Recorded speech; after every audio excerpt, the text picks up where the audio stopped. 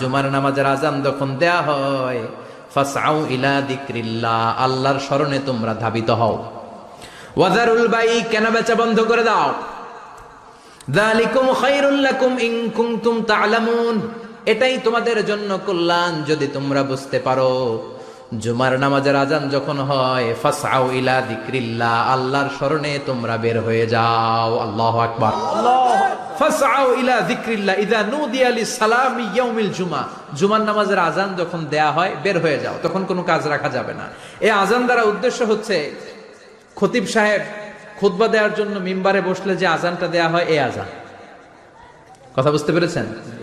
কিন্তু দুর্ভাগ্যজনক হলে সত্য, আমাদের বাংলাদেশে এই আজানটা কেন যেন মুয়াজ্জিন ভাইরা ইমাম সাহেবের সামনে এসে আস্তে আস্তে দেয়, ছোট ছোট করে ইমাম সাহেবের মুখের উপরে দেয়, মাইকে দেয় না। এটা পাইছে কই? এটা যে কোত্থেকে ঢুকছে এক আল্লাহই ভালো জানে। আজান মানে অ্যানাউন্সমেন্ট, আজান মানে